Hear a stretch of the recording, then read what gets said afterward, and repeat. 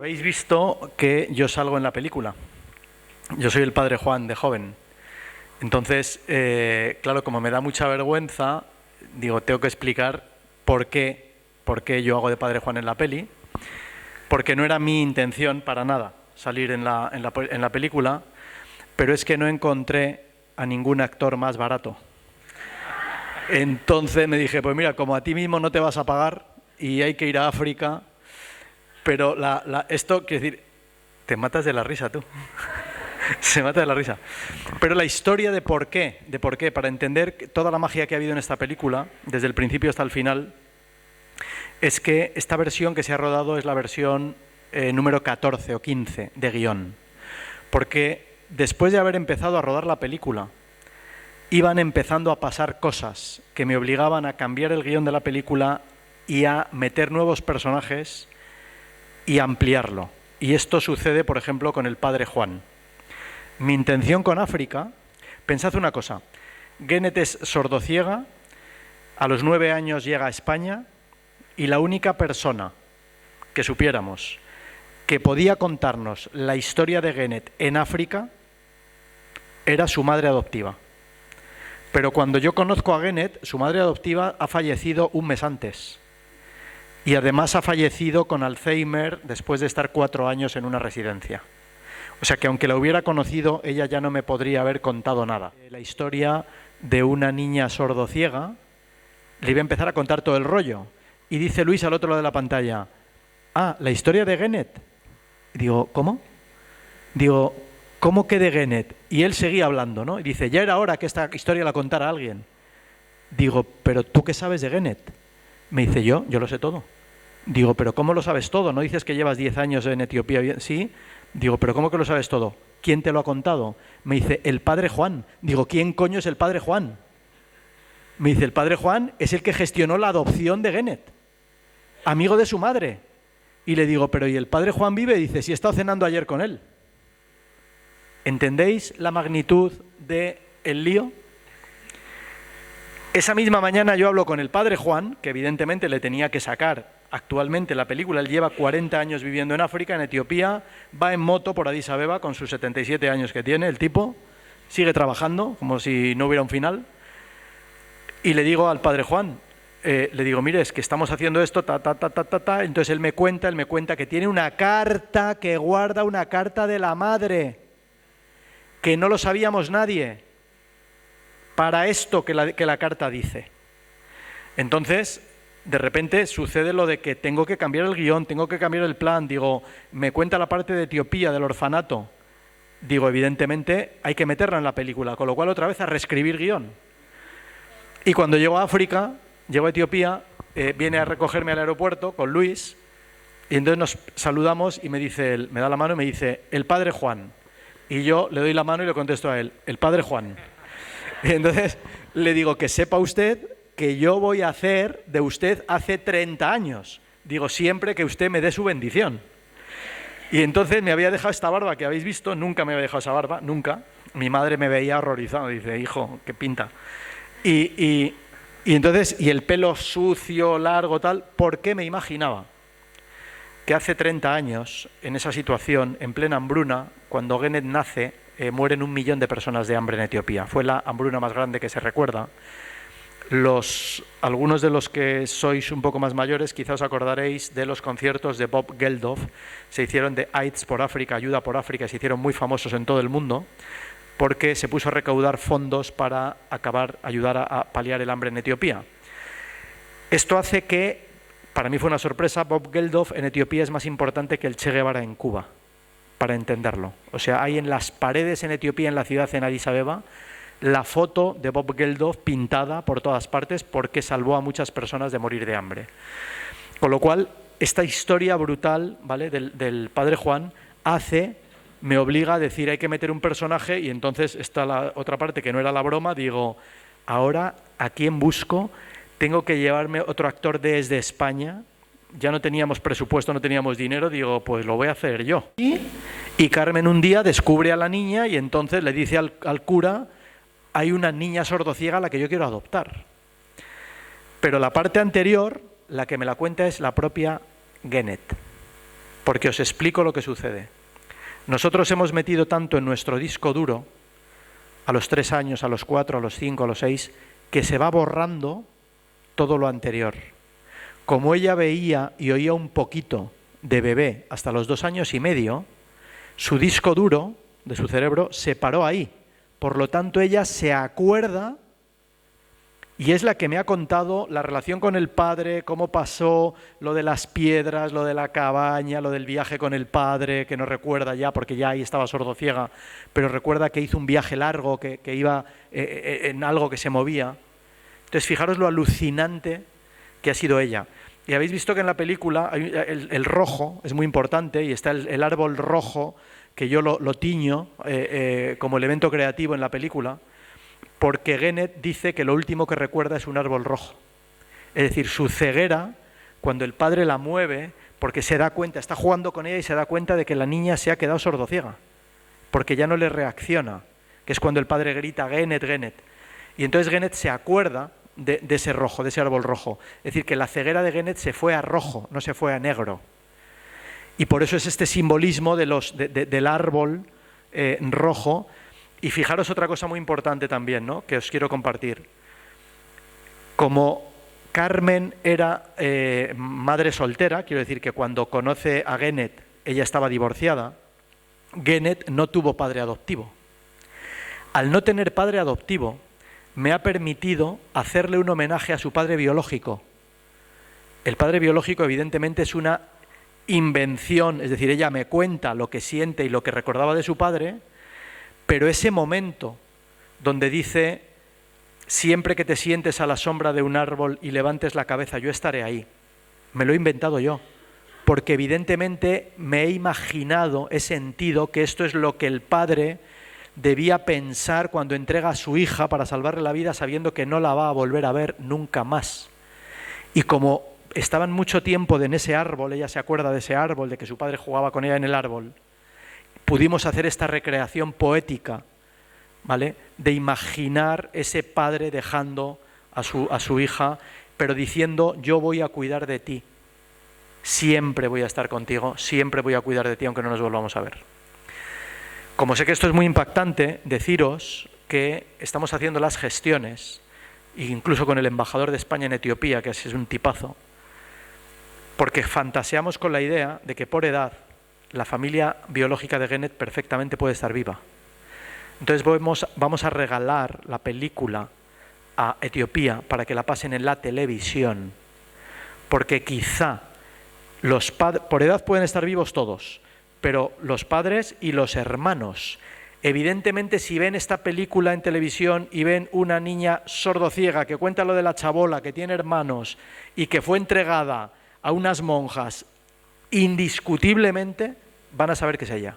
Entonces imaginaros, lo compartiremos y lo sabréis si esto llega a suceder, el que de repente pudiese aparecer la familia biológica de Genet. Entonces yo tengo 2000 horas producidas y dirigidas en los 20 años, 18 años que llevo en esto. Esto es lo más difícil que he hecho en mi vida. Esta película ha sido la más compleja, la más complicada por todo, por cosas que cuento y que puedo contar y otras que no puedo contar y que se quedan ahí para siempre, pero porque nadie creía en la película, todo el mundo me decía es imposible, no, esto no se puede hacer, esto, no. Y nunca me hubiera atrevido a hacer esta película si yo no viniera del mundo documental, porque he tenido que decidir cambios de guión en el propio momento de rodaje permanentemente a lo largo de toda la película. En África yo necesitaba recrear en Addis Abeba esos 30 años de hambruna hacia atrás.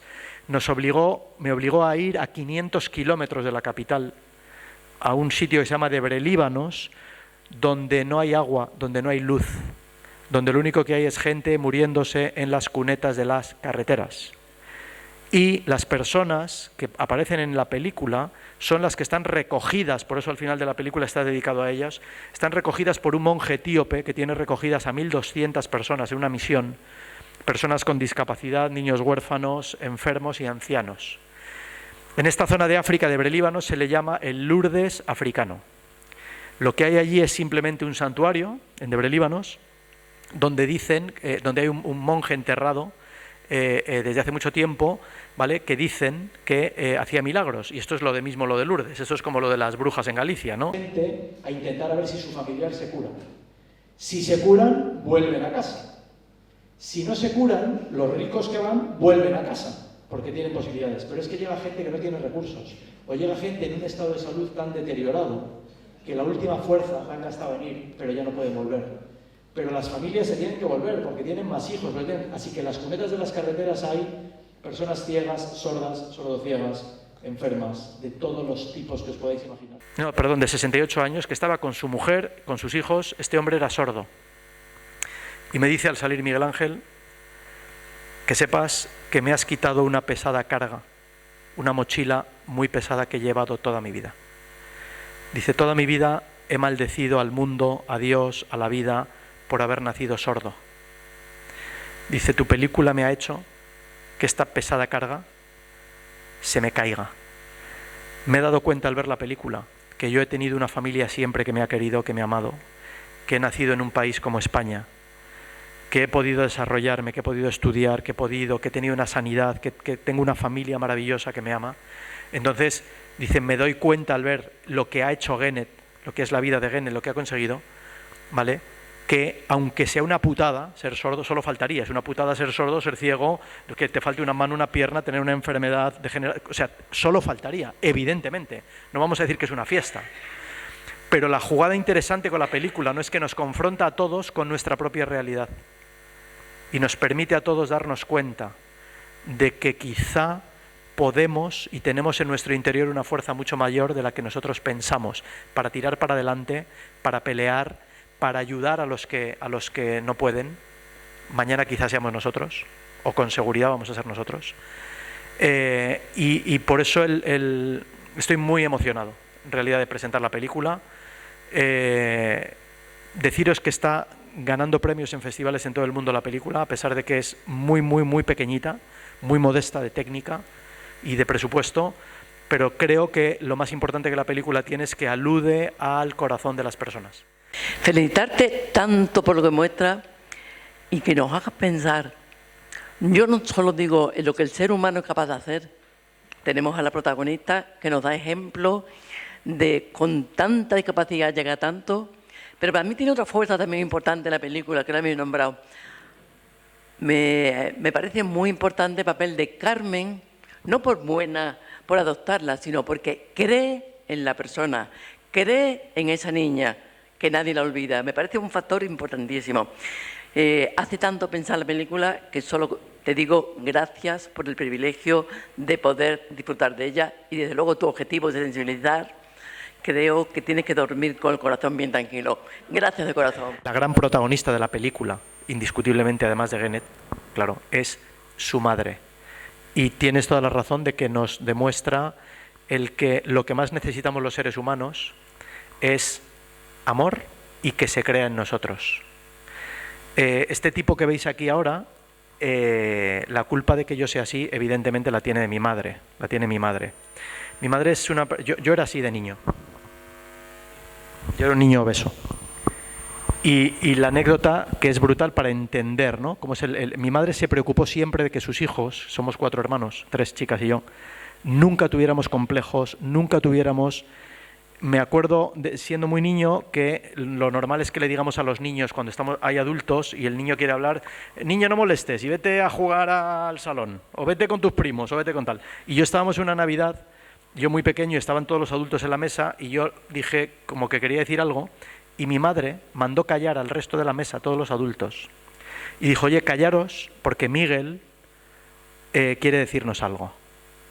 Entonces, lo fuerte de esto es que cuando nosotros hacemos esto con una persona, con un niño y con cualquiera de nosotros, que no dejamos de ser niños nunca, y le damos al otro el valor, y le damos su sitio, y le damos su posición, lo que estamos realmente consiguiendo, ¿vale?, es que esa persona sea capaz de desarrollar todo el potencial que tiene dentro, y todos llevamos un potencial gigantesco dentro.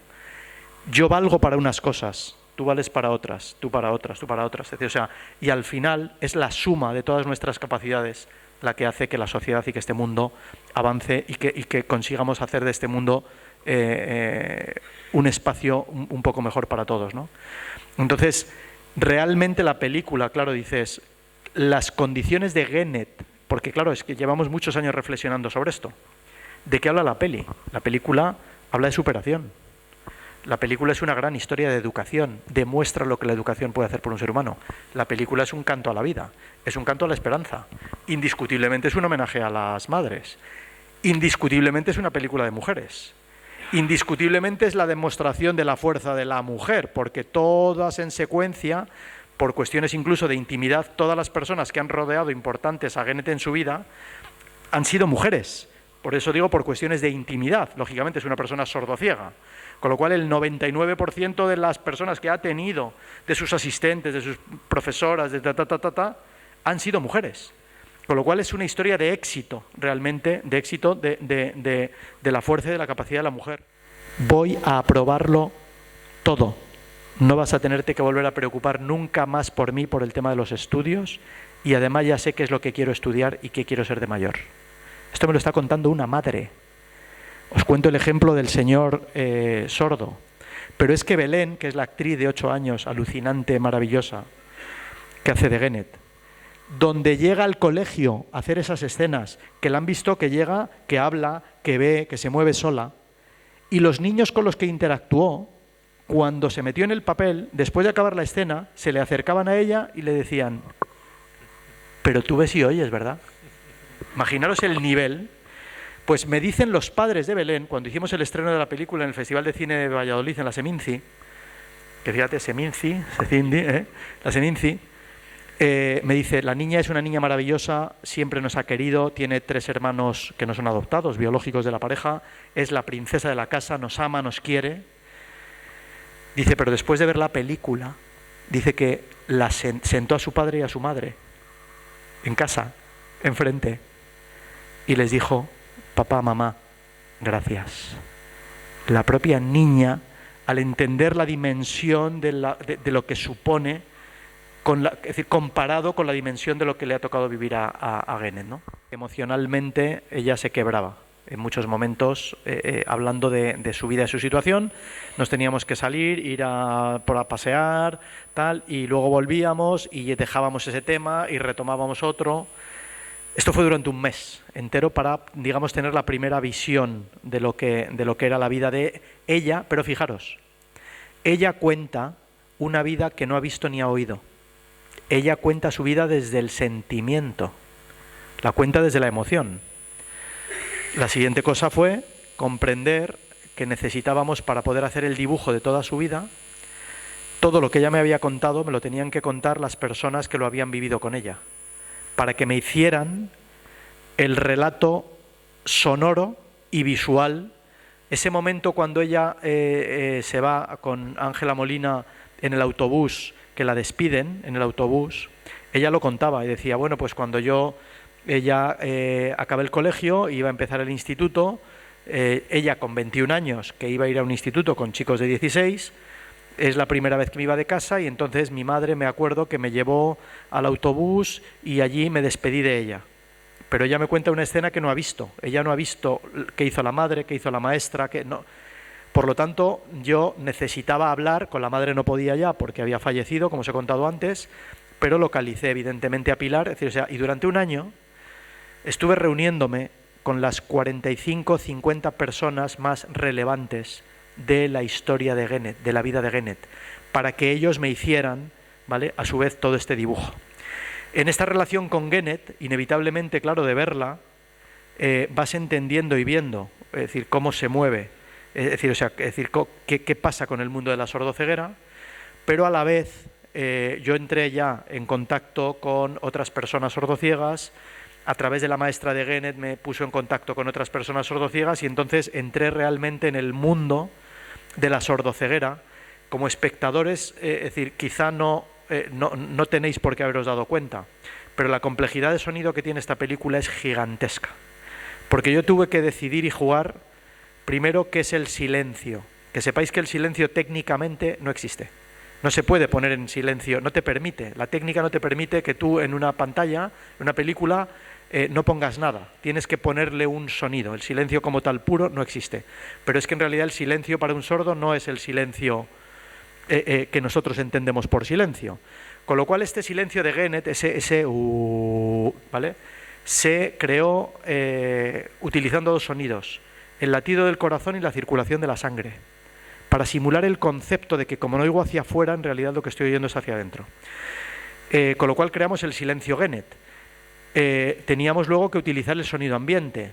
Habéis visto que se ha jugado de que el sonido ambiente entra cuando ella toca algo, porque yo le pregunté, ¿qué es para ti el ruido?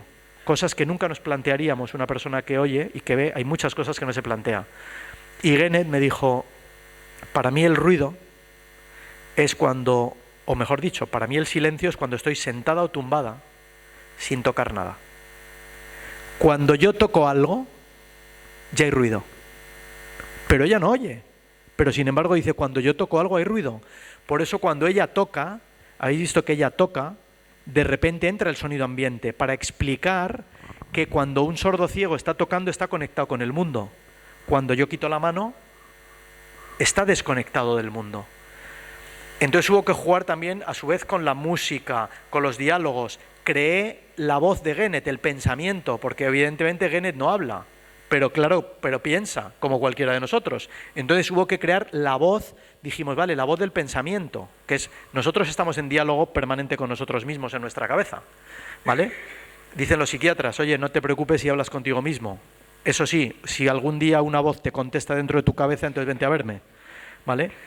Con lo cual, por eso digo, ha sido un ejercicio de conexión con mucha gente, con muchas personas de distintas organizaciones, asociaciones relacionadas con esto, como para intentar entrar en este universo que por supuesto que no somos capaces ni imaginarnos. Si os decía antes que un ciego dice no me puedo imaginar lo que es ser sordo ciego, un sordo dice no me puedo imaginar qué es ser sordo ciego, ¿cómo lo vamos a hacer nosotros que podemos ver y oír, ¿no? Así que ha sido un trabajo, por eso os decía antes, de 3 años, de muy artesanal, de ir entendiendo, ir viendo poco a poco cómo hacer esta historia, ¿no?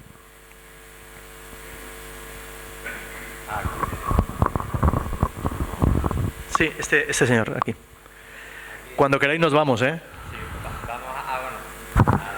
Sí. Bueno, felicitarte lo primero, porque la verdad es que ha sido un relato espeluznante, pero veo que no eres nada superficial, que está todo muy trabajado.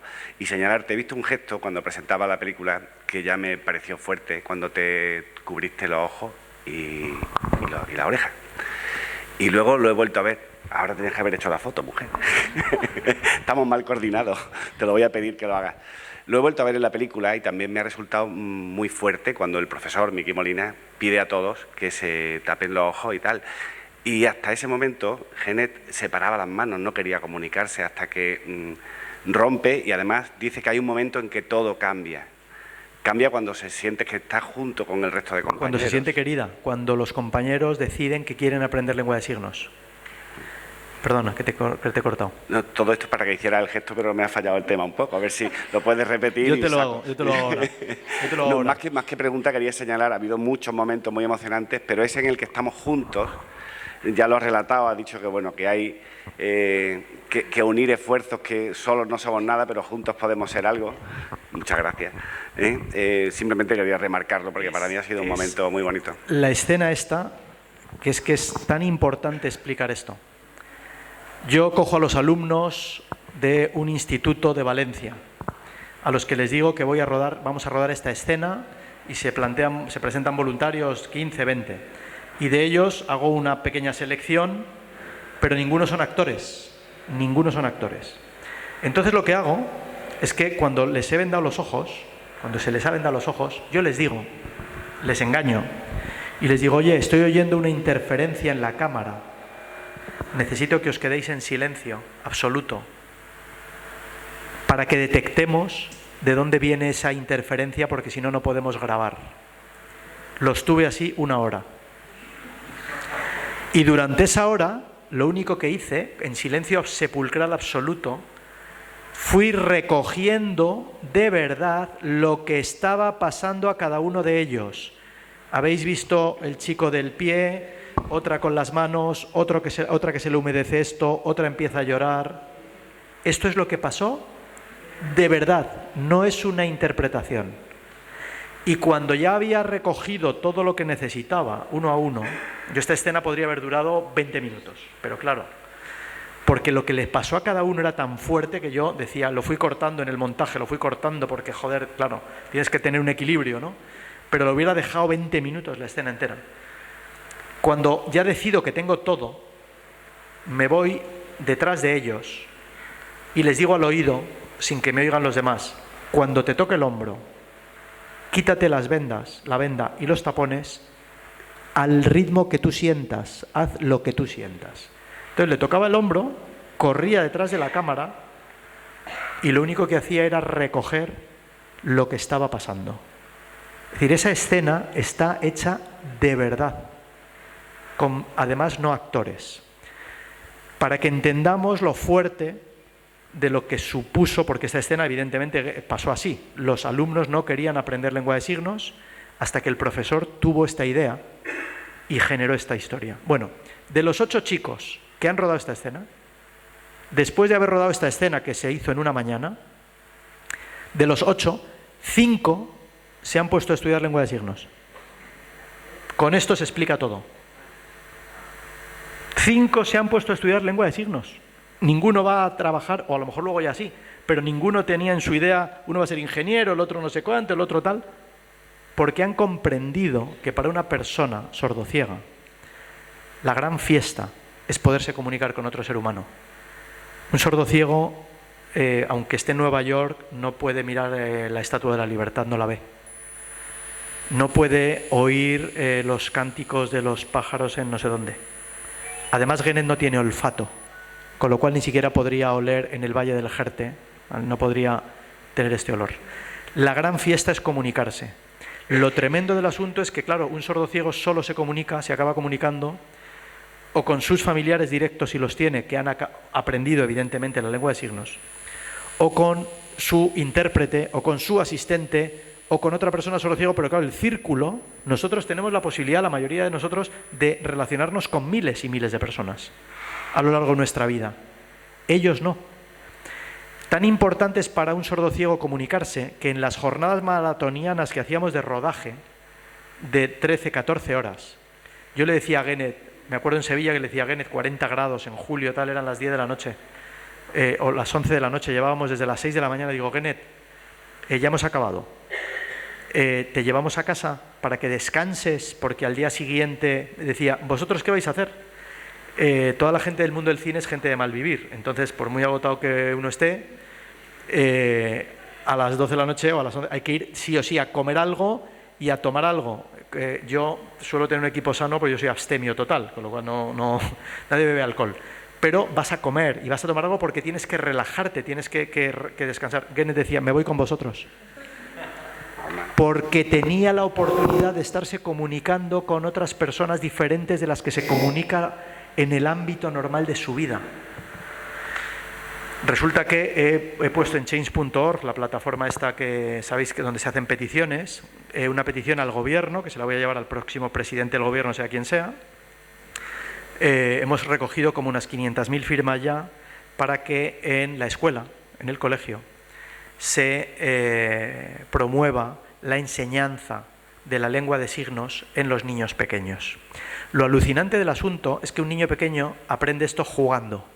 Para él es un juego.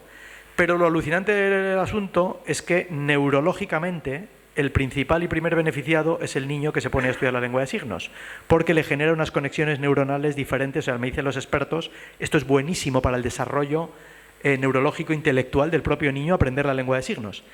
Y esto permitirá que los 800.000 sordos que hay en España se puedan comunicar, no solo entre ellos, sino con cualquier otra persona. Todo esto está detrás de la película, toda esta historia. Perdón. Vamos ya con la última.